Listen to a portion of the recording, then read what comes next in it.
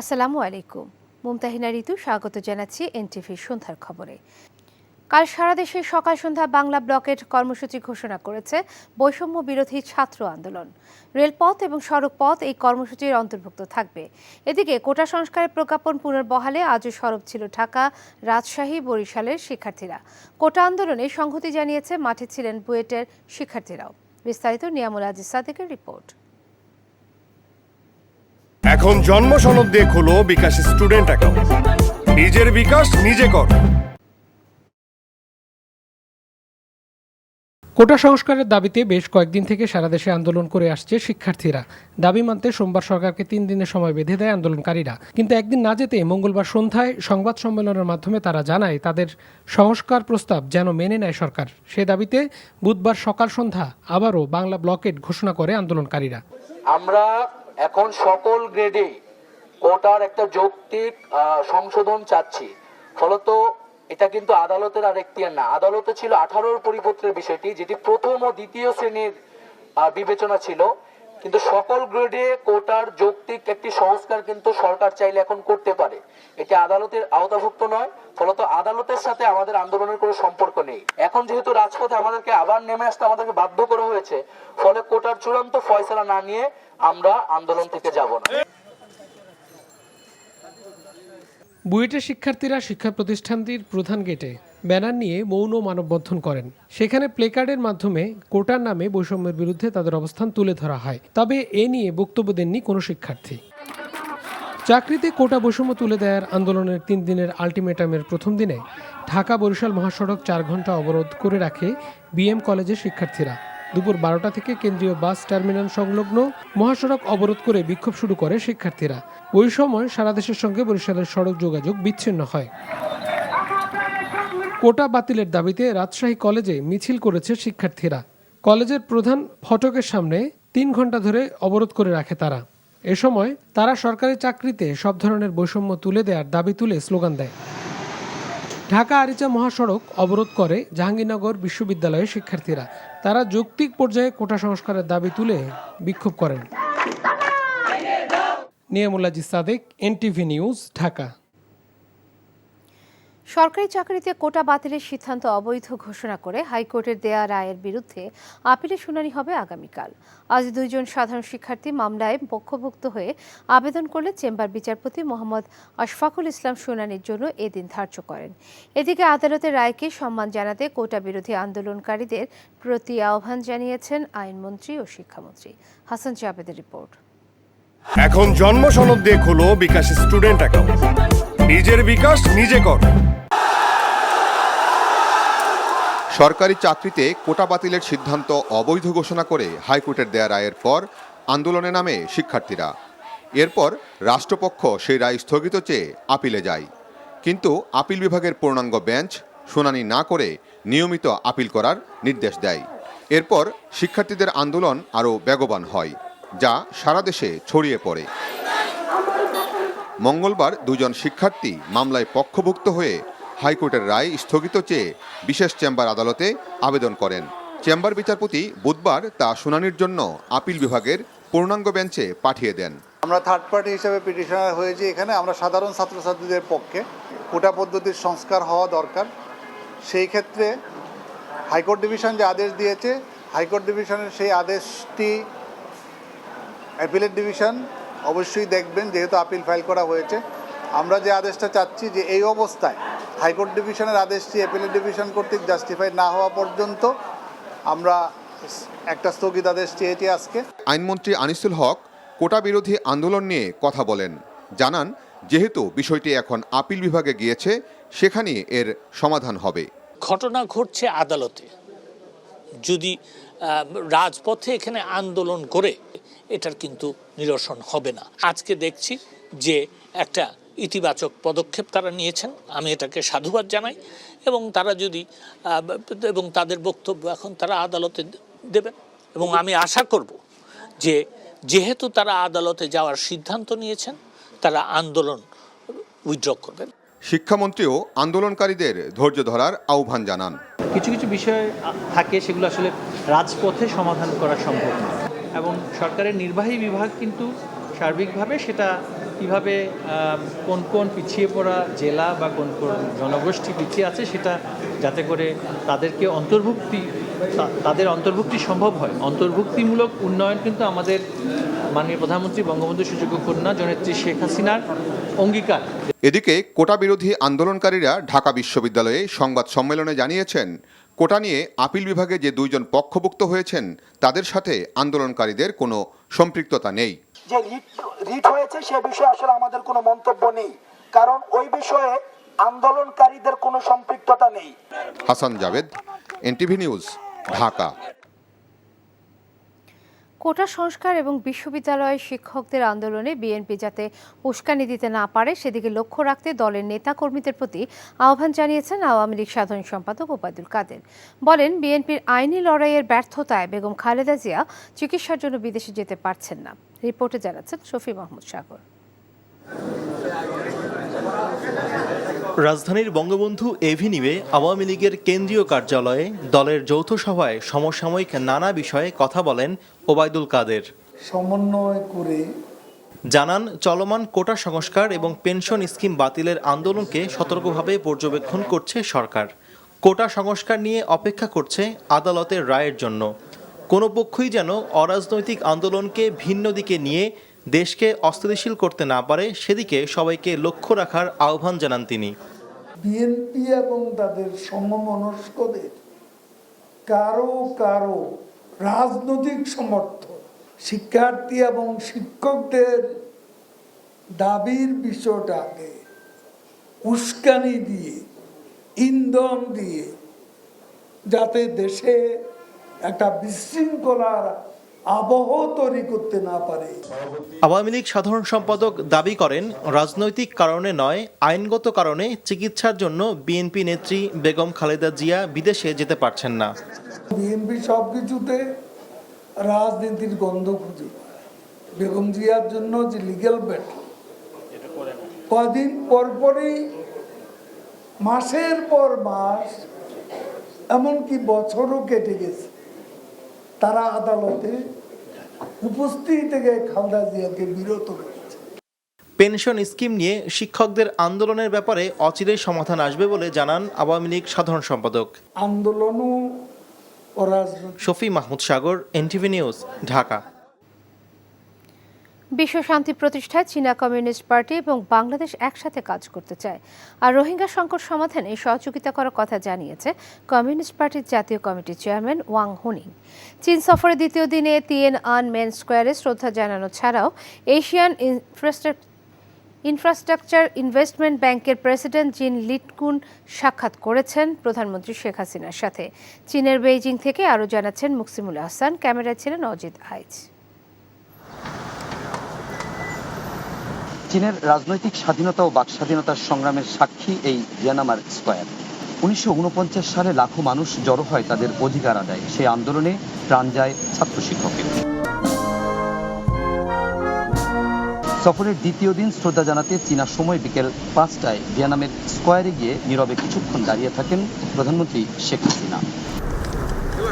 এর আগে বিকেলে প্রধানমন্ত্রী বেইজিং এর গ্রেট হলে চাইনিজ পিপলস পলিটিক্যাল কনসালটেটিভ কনফারেন্সের জাতীয় কমিটির চেয়ারম্যান ওয়াং হুইং এর সঙ্গে দ্বিপাক্ষিক বৈঠক করেন। সেখানে রোহিঙ্গা ইস্যু নিয়ে চীনের পক্ষ থেকে সহযোগিতা করার কথা জানান হুইং। মায়ানমার যাতে রোহিঙ্গাদের ফেরত নিয়ে যায় সেজন্য চায়নার সহযোগিতা কামনা করেন এবং প্রত্যুত্তরে সিপিপি-সিসির প্রেসিডেন্ট তিনি বলেছেন যে এই ক্ষেত্রে মায়ানমার এবং বাংলাদেশের ক্ষেত্রে আলোচনার ক্ষেত্রে চায়না ফ্যাসিলিটেটরের কাজ করবে এবং তাদের পক্ষে যতটুকু সম্ভব সেই সহায়তা তারা করবেন বলে জানিয়েছেন। ব্রিফিংয়ে পররাষ্ট্রমন্ত্রী জানান, বিশ্ব শান্তি প্রতিষ্ঠায় চীনা কমিউনিস্ট পার্টি এবং বাংলাদেশ একসাথে কাজ করার আগ্রহের কথা উঠে আসে আলোচনায়। চাইনিজ কমিউনিস্ট পার্টির সাথে আলোচনায় ইন্টারন্যাশনাল ফোরামে যে আমাদের অনেক ক্ষেত্রে আইডেন্টিক্যাল পজিশন সেটি নিয়ে আলোচনা হয়েছে। বিশেষ করে বিশ্ব শান্তি প্রতিষ্ঠায় আমরা একযোগে কাজ করতে হবে সেটিও সেখানে গুরুত্ব সহকারে আলোচনা হয়েছে। এর আগে সকালে প্রধানমন্ত্রীর বেইজিং নিবাস সেন্ট রেজিস্ট হোটেলে এশিয়ান ইনফ্রাস্ট্রাকচার ইনভেস্টমেন্ট ব্যাংকের প্রেসিডেন্ট জিন লিকুন সৌজন্য সাক্ষাৎ করেন। অবকাঠামোগত উন্নয়ন, নদী খনন এবং জলবায়ু রক্ষায় প্রধানমন্ত্রীর কাছে ব্যাংকের বিনিয়োগের আগ্রহ প্রকাশ করেন জিন লিকুন। চীন সফরের দ্বিতীয় দিন বেশ কর্মব্যস্ততার মধ্যে দিয়ে কাটিয়েছেন প্রধানমন্ত্রী শেখ হাসিনা। আজ সফরের তৃতীয় ও শেষ দিন চীনের রাষ্ট্রপতি প্রধানমন্ত্রীর সঙ্গে সাক্ষাৎ এবং বেশ কিছু বিষয়ে গুরুত্বপূর্ণ আলোচনা, সেই সাথে বেশ কয়েকটি সমঝোতা স্মারক সই হতে পারে। Muksimul Hasan, NTV news, Beijing, চীন। এর আগে আরেক অনুষ্ঠানে চীনের ব্যবসায়ীদের বাংলাদেশে বিনিয়োগের আহ্বান জানিয়ে প্রধানমন্ত্রী শেখ হাসিনা বলেছেন, বিনিয়োগ সহজ করতে সব খাতে প্রয়োজনীয় সংস্কার করা হয়েছে। বেইজিংয়ে বাংলাদেশ ও চীনের মধ্যে ব্যবসা বাণিজ্য এবং বিনিয়োগ সুবিধা শীর্ষক সম্মেলনে তিনি এসব বলেন। বেইজিং থেকে আরেকটি রিপোর্ট, মুকসিমুল হাসানের ক্যামেরায় ছিলেন অজিত আইচ। রাষ্ট্রীয় দ্বিপাক্ষিক সফরের দ্বিতীয় দিন চীনের বেইজিংয়ে ওয়ার্ল্ড সামিট সেন্টার সাংগ্রিলায় ব্যবসা বাণিজ্য এবং বিনিয়োগের সম্ভাবনা নিয়ে দুদেশের ব্যবসায়ীদের সামিটে যোগ দেন প্রধানমন্ত্রী শেখ হাসিনা। বাংলাদেশে বিনিয়োগের অপার সম্ভাবনার কথা জানাতেই এমন আয়োজন করে বাংলাদেশ বিনিয়োগ উন্নয়ন কর্তৃপক্ষ ও চীনের আন্তর্জাতিক ব্যবসা উন্নয়ন কাউন্সিল। এতে বাংলাদেশ সহ কয়েকশো চীনা ব্যবসায়ীরা অংশ নেন। প্রধানমন্ত্রী শেখ হাসিনা তার বক্তব্যে বাংলাদেশকে দক্ষিণ পূর্ব এশিয়ার বিনিয়োগের ক্ষেত্র হিসেবে উল্লেখ করে বলেন, সেই সুযোগ নিতে পারে চীনা ব্যবসায়ীরা।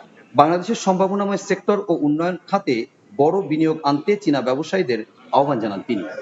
I encourage the Chinese business community to consider key sectors in Bangladesh. We welcome investments in our infrastructure, energy, renewable energy, and logistics sectors. Climate resilient smart farming opens opportunities for collaboration in agro-processing industries with buyback arrangements with China. We plan to establish 3 special tourism zones where China can invest in a real estate and hospitality sector. Padma সেতু, Karnaphuli tunnel সহ বাংলাদেশের অবকাঠামো উন্নয়নে চীন সরকারের ভূমিকার কথা উল্লেখ করেন প্রধানমন্ত্রী। We proceeded and completed mega projects such as Padma multipurpose bridge, and it's very important, Karnofuli River tunnel, Bangabandhu tunnel. It has been, created by Chinese.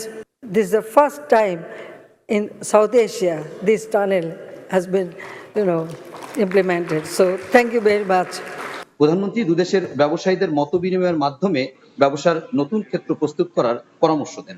MOU between DTAC পরে প্রধানমন্ত্রী শেখ হাসিনার উপস্থিতিতে দুই দেশের ব্যবসায়ীদের মধ্যে 16টি সমঝোতা স্মারক বিনিময় হয়। সবশেষ 2019 সালে চীন সফর করেছিলেন প্রধানমন্ত্রী Sheikh Hasina.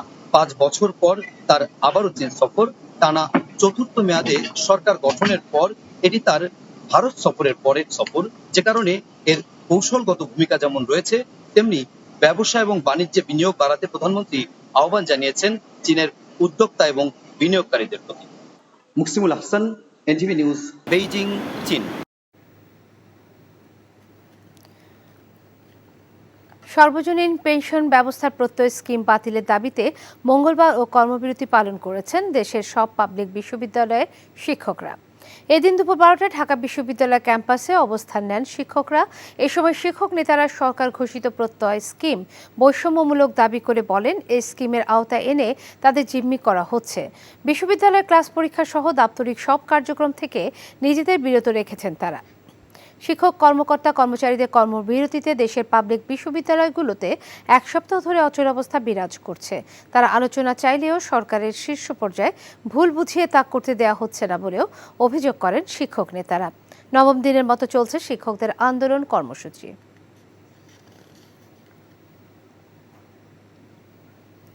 Public service commission পিএসসির প্রশ্ন ফাঁসের ঘটনায় দায় স্বীকার করে আদালতে জবানবন্দি দিয়েছে গাড়ি চালক আবেদ আলী ও তার ছেলে সিয়াম সহ 7 জন। প্রশ্ন ফাঁসের ঘটনায় 17 জনকে গ্রেফতার করে আদালতে হাজির করে সিআইডি। 10 জনকে কারাগারে পাঠানোর আদেশ দিয়েছে আদালত। প্রশ্ন ফাঁসের ঘটনা তদন্তে 3 সদস্যের কমিটি গঠন করেছে পিএসসি। রেলওয়ের পরীক্ষা বাতিল চেয়ে পিএসসির কার্যালয়ের সামনেই মানববন্ধন করেছে চাকরি প্রার্থীরা। কমিটির সুপারিশ পেলে পরীক্ষা বাতিল করা হতে পারে বলে জানান পিএসসি চেয়ারম্যান। আপেল শাহরিয়ারের রিপোর্ট। পাবলিক সার্ভিস কমিশন পরিচালিত সরকারি নিয়োগ পরীক্ষার প্রশ্ন ফাঁসের সাথে জড়িত সন্দেহে গ্রেপ্তার প্রতিষ্ঠানটির 2 উপপরিচালক, সাবেক চেয়ারম্যানের গাড়ি চালক সৈয়দ আবেদ আলী সহ 17 জনকে আদালতে নেওয়া হয়। আদালতে স্বীকারোক্তিমূলক জবানবন্দি দিয়েছে সৈয়দ আবেদ আলী সহ 7 জন। আমরা রাষ্ট্রপক্ষ থেকে আরো যুক্তি উপস্থাপন করে বলেছি যে এদেরকে যদি স্বীকারোক্তিমূলক জবানবন্দি নেওয়ার প্রেক্ষিতে আরো যারা জড়িত আছে তাদেরকে গ্রেপ্তার করা হয়। বিজ্ঞ আদালত আমাদের পক্ষের বক্তব্য শুনে সন্তোষজনক মনে হয় 10 জন আসামিকে সিডব্লিউ জেল হাজতে প্রেরণ করেছেন। 5 জুলাই রেলওয়ের উপসহকারী প্রকৌশলী পদে নিয়োগ পরীক্ষার প্রশ্ন ফাঁসের অভিযোগ ওঠে। এই পরীক্ষায় অংশ নেওয়া চাকরি প্রার্থীরা জড়ো হন আগারগাঁও পিএসসি কার্যালয়ের সামনে। পুনরায় পরীক্ষা নেওয়ার দাবি জানিয়ে বিক্ষোভ করেন তারা। প্রশ্ন ফাঁসের ঘটনায় সাংবাদিকদের সঙ্গে কথা বলেন পিএসসির চেয়ারম্যান। তিনি বলেন, এই ঘটনায় 3 সদস্যের তদন্ত কমিটি গঠন হয়েছে। কমিটিকে 15 দিনের মধ্যে প্রতিবেদন জমা দেওয়ার নির্দেশ দেওয়া হয়েছে। আমরাও একটা তদন্ত কমিটি করেছি 3 সদস্য বিশিষ্ট, এবং তাদেরকে 15 দিনের মধ্যে রিপোর্ট দেওয়ার জন্য বলা হয়েছে। এবং আমাদের প্রশ্নপত্র প্রণয়ন থেকে পরীক্ষা গ্রহণ পর্যন্ত ভবিষ্যতের জন্য যদি আমাদের প্রত্যেকটা স্তর তারা পর্যবেক্ষণ পরীক্ষা নিরীক্ষা করবেন, যদি দেখেন যে আমাদের কোনো আরও কিছু করার থাকে সেটার জন্য সুপারিশ প্রণয়ন। প্রশ্ন ফাঁসের ঘটনার প্রমাণ হলে কঠোর ব্যবস্থা নেওয়া হবে বলে জানান পিএসসির চেয়ারম্যান। কোনো অপরাধ যদি প্রমাণ হয় এবং সেটি যদি পিএসসির এখতিয়ারভুক্ত হয়, তাহলে আইনে যা ব্যবস্থা নেওয়ার বিধান রয়েছে তার সর্বোচ্চ ব্যবস্থা পিএসসি নিতে পারে। Apple Shahriar, NTV news, Dhaka. প্রশ্ন ফাঁস করে মেধাবীদের কপাল পুড়িয়ে সম্পদের পাহাড় গড়েছেন পিএসসির উপপরিচালক, গাড়ি চালক সহ প্রশ্ন ফাঁসকারী চক্রটি। চলতেন কোটি টাকা দামের গাড়িতে, বলতেন নীতিবাক্য। 100 বিঘা জমির মালিক এক একজন। এদের শান শওকত দেখে অঢেল সম্পদ গড়ার সূত্র মেলাতে পারেননি। প্রশ্ন ফাঁসের ঘটনায় যেন 2-2 4 মিলে গেল। মাদারীপুরে এমআর মুর্তজা এবং পটুয়াখালীর কাজল বরণ দাসকে সাথে নিয়ে জানাচ্ছেন শফিক শাহিন।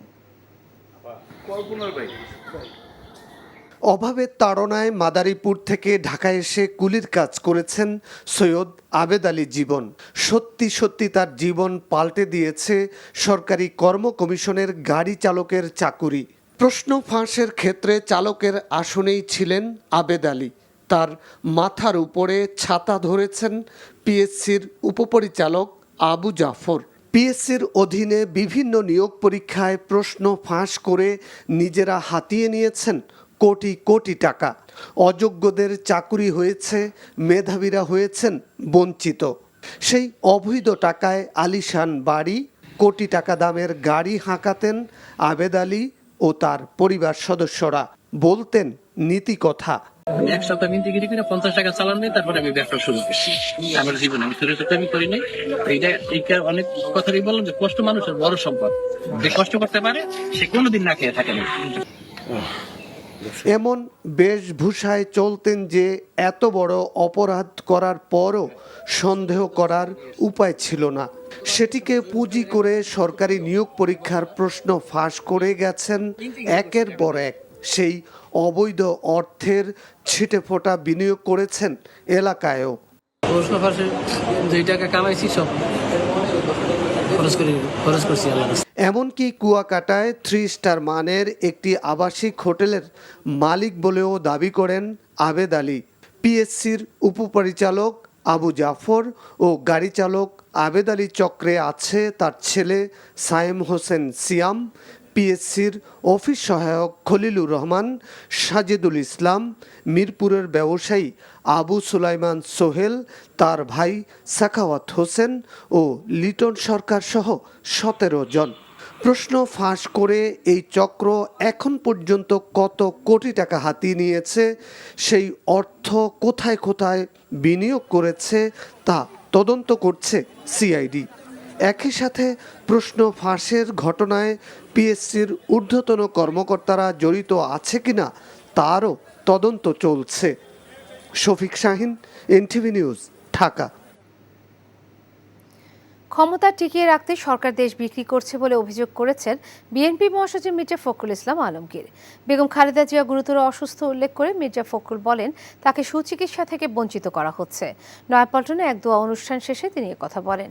একই স্থানে যুবদলের নতুন কমিটির নেতারা বিক্ষোভ মিছিল বের করে। হাসান মাহমুদের report. BNP chairperson Begum Khaleda জিয়ার মুক্তির দাবি তুলে রাজধানীর নয়াপল্টনে যুবদলের নবগঠিত কমিটির নেতারা বিক্ষোভ মিছিল বের করে। মিছিলটি ফকিরাপুল থেকে নাইটিঙ্গেল মোড় প্রদক্ষিণ শেষে নয়াপল্টনে শেষ হয়। নতুন কমিটির নেতারা সরকার পতনের আন্দোলন বেগবান করার প্রত্যয় ব্যক্ত করেন। বাংলাদেশ একটি চরম ক্রান্তিকাল অতিক্রম করছে। দেশনেত্রী বেগম খালেদা জিয়া আজকে মৃত্যুর সঙ্গে লড়ছেন। উনি দেশনেত্রীর নিঃশর্ত মুক্তি দাবি করছি। এদিকে বেগম খালেদা জিয়ার রোগ মুক্তি কামনায় ভাসানী মিলনায়তনে ঢাকা মহানগর উত্তর ও দক্ষিণ বিএনপি আয়োজন করে মিলাদ ও দোয়া মাহফিলের। মিলাদ পূর্ব আলোচনায় বিএনপি মহাসচিব মির্জা ফখরুল ইসলাম আলমগীর অভিযোগ করেন, বর্তমান সরকার সব প্রতিষ্ঠানকে দলীয়করণের মাধ্যমে দেশের লুটপাট আর দুর্নীতির শাসনকে প্রতিষ্ঠিত করেছে। এমন কোনো প্রতিষ্ঠান বাকি নেই গণতন্ত্রের যে প্রতিষ্ঠানগুলোকে তারা ধ্বংস করেনি। এই আওয়ামী লীগ যতদিন ক্ষমতায় থাকবে বাংলাদেশ ততই আরো দ্রুত রসাতলে যাবে। এই বিষয়গুলোকে যদি আমরা দেখি এবং হিসাব করি তাহলে আমরা দেখব যে আর একটা দিন আওয়ামী লীগের ক্ষমতায় থাকা উচিত নয়। নিজেদের ক্ষমতাকে দীর্ঘায়িত করতে সরকার দেশকেই বিসর্জন দিচ্ছে, অভিযোগ বিএনপি মহাসচিবের। যে আজকে এই সরকার ক্ষমতায় যতদিন থাকবে আমাদের স্বাধীনতা থাকবে না, আমাদের সার্বভৌমত্ব থাকবে না। বিভিন্ন জায়গায় যাচ্ছে গিয়ে আপনার ভালো সম্পর্কের নাম করে তাকে ক্ষমতায় টিকিয়ে রাখবে এই কথা বলে সে বিভিন্ন আমাদের দেশকে বিক্রি করে দিচ্ছে। তিস্তা নদীর পানি আমরা পাই না, ফারাক্কার পানি আমরা পাই না। সবাইকে ঐক্যবদ্ধ হয়ে ফ্যাসিবাদ বিরোধী আন্দোলন গড়ে তোলার আহ্বান বক্তাদের। Hasan Mahmud, NTV news, Dhaka. খাদ্য ভাণ্ডার দিনাজপুরে আরেক দফা বেড়েছে সব ধরনের চালের দাম। 50 কেজি চালের বস্তায় দাম বেড়েছে 150 থেকে 200 টাকা, প্রতি কেজিতে বেড়েছে 2 থেকে 3 টাকা। এতে বিপাকে পড়েছেন নিম্ন ও মধ্য আয়ের মানুষ। দিনাজপুর থেকে ফারুক হোসেনের পাঠানো রিপোর্ট। দিনাজপুরের সবচেয়ে বড় চালের মোকাম বাহাদুর বাজার। গত 10 দিন আগেও 50 কেজি চালের বস্তা বিক্রি হতো 3000 টাকায়, আর এখন বিক্রি হচ্ছে 3200 থেকে 3250 টাকায়। কাটারি, নাজিরশাইল, গুটি স্বর্ণা, আটাসহ সব ধরনের চালের দাম কেজিতে বেড়েছে 2 থেকে 3 টাকা। এমনিতেই নিত্য প্রয়োজনীয় জিনিসপত্রের দাম বাড়ছে লাগামহীনভাবে, তার উপর চালের দাম বৃদ্ধিতে নাভিশ্বাস উঠছে নিম্ন ও মধ্য আয়ের মানুষের। প্রতি বস্তায় শুনি যে 28 মিনিকেট বাসমতি যা আগের দাম ছিল, এখন প্রতি বস্তায় 50 কেজির বস্তায় 200 টাকা করে বেশি। তো এইভাবে দাম বাড়লে আমরা কিভাবে চলব? বাজারে ধানের সরবরাহ কম, এমন দাবি করে মিল মালিকরা চালের দাম বাড়িয়ে দিয়েছেন। কিন্তু এই ভরা মৌসুমেও চালের দাম বাড়ার কোনো যৌক্তিক কারণ দেখছেন না পাইকাররা। বাজারের একটা যে ঊর্ধ্বগতি, এতে আমরা ক্রেতা সাধারণের কাছে যে এখন ঊর্ধ্ব দামটা বলতে যাচ্ছি, তখন বলতেছে কেবল মৌসুম শুরু, বাজার কমছে, অথচ দাম বেশি। আমাদের কিন্তু জবাবদিহিটা করতেই হচ্ছে। ঈদের আগে 28 চাউল বিক্রি করছি আমরা 2650 টাকা, এখন বিক্রি হচ্ছে 2800 টাকা। তারপরে মিনিকেট চাউল আমরা ঈদের আগে বিক্রি করছি 2850 থেকে 2900, 3000 পর্যন্ত বিক্রি করছি, এখন 3000 থেকে 3250 টাকা পর্যন্ত বিক্রি হচ্ছে। সরকারি নজরদারি না থাকায় মিল মালিকরা সিন্ডিকেট করে চালের দাম বাড়িয়ে দিয়েছেন বলেও অভিযোগ পাইকারদের। NTV news desk. ওমানে বৈধ কাগজপত্র ছাড়া বসবাসরত 96,000 বাংলাদেশিকে বৈধভাবে কাজ করার অনুমতি দিতে সম্মতি জানিয়েছে দেশটির সরকার। বিকেলে ইস্কাটনে প্রবাসী কল্যাণ ভবনে ওমানের রাষ্ট্রদূতের সাথে সাক্ষাৎ শেষে সাংবাদিকদের প্রশ্নের জবাবে এসব কথা জানান প্রবাসী কল্যাণ ও বৈদেশিক কর্মসংস্থান প্রতিমন্ত্রী শফিকুর রহমান চৌধুরী। 12 ক্যাটাগরিতে আমাদের প্রফেশনাল লোক নিবে, সেটা তারা এগ্রি করেছে। 96,000 যেটা অবৈধ হয়ে গেছে তাদেরকে লিগ্যালাইজ করে দিবে গভর্নমেন্ট টু গভর্নমেন্ট। তাই আমি আবার রিটেন একটা প্রপোজাল দিচ্ছি। খেলার খবর। ফুটবল। কানাডার বিপক্ষে সেমিফাইনালে মেসির খেলা নিয়ে শঙ্কা নেই বলে জানিয়েছেন আর্জেন্টাইন কোচ লিওনেল স্কালোনি। প্রথমবারের মতো কোপা খেলতে এসে সেমিফাইনাল খেলার যোগ্যতা অর্জন করা কানাডার কোচের রণকৌশল থাকছে মেসিকে ঘিরেই। আগামীকাল সকাল 6টায় কোপা আমেরিকার প্রথম সেমিফাইনালে মুখোমুখি হবে দুই দল। ডেস্ক রিপোর্ট নিলয় মজুমদারের। গ্রুপ পর্বে চিলির বিপক্ষে পাওয়া চোটে এখনও ভুগছেন মেসি। সংখ্যা কাটিয়ে ইকুয়েডরের বিপক্ষে কোয়ার্টার ফাইনাল খেললেও আর্জেন্টাইন কিংবদন্তি ম্যাচে ছিলেন নিজের ছায়া হয়ে। সাম্প্রতিক সময়ে মেসির এমন ঘন ঘন ইনজুরির প্রভাব পড়েছে তার পারফরমেন্সেও। তবুও ম্যাচ পূর্ব সংবাদ সম্মেলনে এসে স্কালোনি জানিয়েছেন সেমিফাইনালে মেসির খেলা নিয়ে কোনো অনিশ্চয়তা নেই। মেসি খেলার জন্য ৯৯ ভাগ ফিট। আমার কাছে কখনোই মনে হয়নি সে খেলার জন্য ফিট নয়। এমনকি সম্পূর্ণ ফিট না থাকলেও তাকে খেলানো হবে। তাকে মাঠে না নামানোর ভুল আর্জেন্টিনা করবে না। কোপা আমেরিকায় প্রথমবার খেলতে এসেই চমক দেখিয়েছে কানাডা। সেমিফাইনালের মঞ্চে তাদের ফুটবল ইতিহাসের সবচেয়ে বড় ম্যাচ এটি। গ্রুপ পর্বে হারলেও ঐতিহাসিক ম্যাচে বিশেষ জয়ের সুযোগ দেখছেন কানাডার কোচ জেসে মার্শ। রণকৌশল সাজাচ্ছেন মেসিকে ঘিরেই। With all the respect we have for Argentina and their manager and Messi. সর্বশেষ ম্যাচে মেসিকে থামাতে পারেনি। এই ম্যাচে ম্যান মার্ক অবশ্য করা হবে না, তবে তাকে নিয়ে আলাদা মনোযোগ দেওয়া হবে, বিশেষ করে তার জন্য নির্দিষ্ট কিছু কৌশল যা তার কাজটি কঠিন করে দেবে। মেসির স্বাভাবিক খেলা সীমাবদ্ধ করে দিতে হবে যেন সে আমাদের রক্ষণে হুমকি না হয়ে দাঁড়ায়। The more you understand what to expect. 4 গোল করে এবারে কোপায় দারুণ ফর্মে আছেন লাউতারো মার্টিনেজ। আরেক মার্টিনেজের হাতে ভর করে তো সেমিফাইনাল জায়গা পেয়েছে আলবিসেলেস্তেরা। তবে বড় মঞ্চে পার্থক্য করে দেওয়ার জন্য আর্জেন্টিনা তাকিয়ে থাকবে দুই অভিজ্ঞ মেসি ও ডি মারিয়ার দিকেই। Neelam Majumdar, NTV sports desk. এই ছিল এনটিভির সন্ধ্যার খবরে। এই খবরের ভিডিও শো আপডেট জানতে ভিজিট করুন এনটিভি অনলাইন www.ntvbd.com। এছাড়াও এনটিভির জনপ্রিয় সব অনুষ্ঠান ও খবরের আপডেট জানতে ভিজিট করুন আমাদের ইউটিউব ও ভেরিফাইড ফেসবুক পেজ। রাত 10:30 রাতের খবর দেখার আমন্ত্রণ রইল। ধন্যবাদ সবাইকে।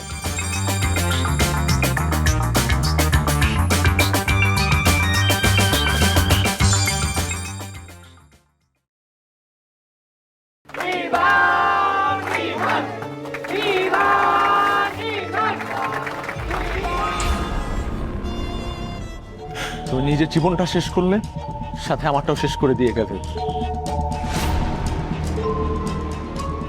আপনি এই মেয়েটাকে চেনেন না? না।